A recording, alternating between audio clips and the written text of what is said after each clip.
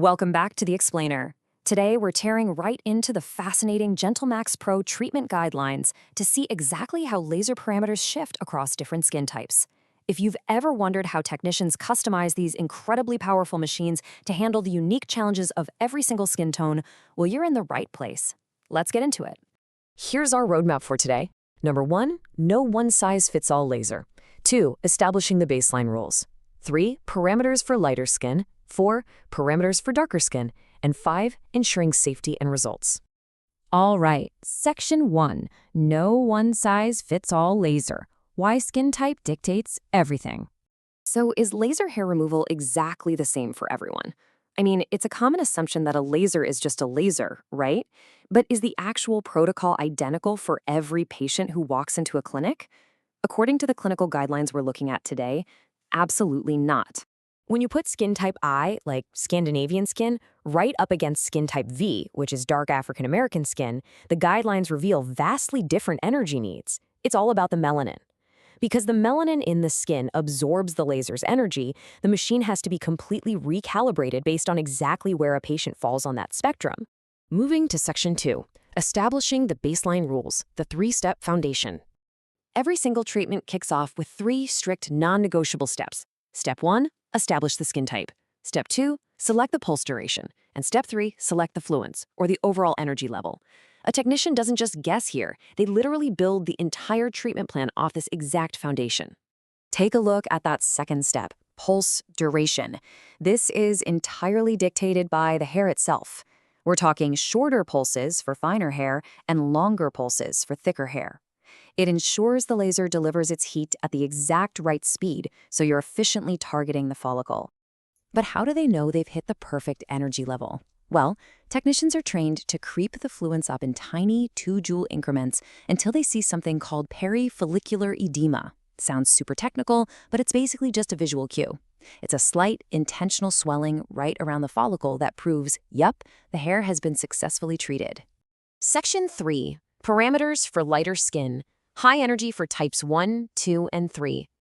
Check this out. For an 8mm spot size, Northern European and light Asian skin types can safely handle massive fluences. We're talking anywhere from 80 all the way up to 100 joules per square centimeter. Because there's very little melanin in the surrounding skin to absorb that heat, the laser can be cranked way up to aggressively go after the hair. But the guidelines throw a fascinating curveball for the absolute lightest skin. They actually suggest completely ditching the 1064nm laser and switching over to a 755nm laser specifically for Type I Scandinavian skin. It just goes to show how incredibly hyper-specific the clinical science gets at the extreme ends of the spectrum. Which brings us to Section 4, parameters for darker skin, precision and restraint for types IV, V, and 6. Watch what happens here. The maximum fluence absolutely plummets.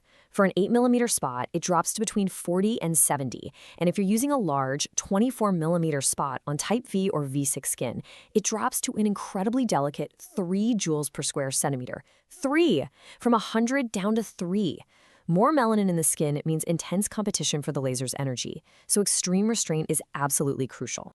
Now this brings us to a highly counterintuitive safety warning. You must actually lower the cooling spray settings on darker skin.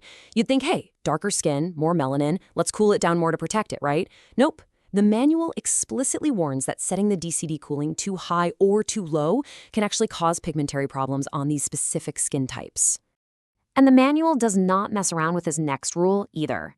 No matter the skin type, post-pulse cooling spray should never, ever be used for hair removal treatments. The spray hits before the laser fires, never after. If you cool it down afterward, the follicle literally won't retain the heat it needs to be destroyed. All right, Section 5, ensuring safety and results, timelines and post-treatment care. The timeline for retreating an area is strictly bound by biology. We're looking at just 4 to 6 weeks for facial hair, all the way up to 8 to 12 weeks for the legs. It's perfectly timed to catch the hair in its active growth cycle. This is exactly why sticking to your clinic schedule is vital for actual results.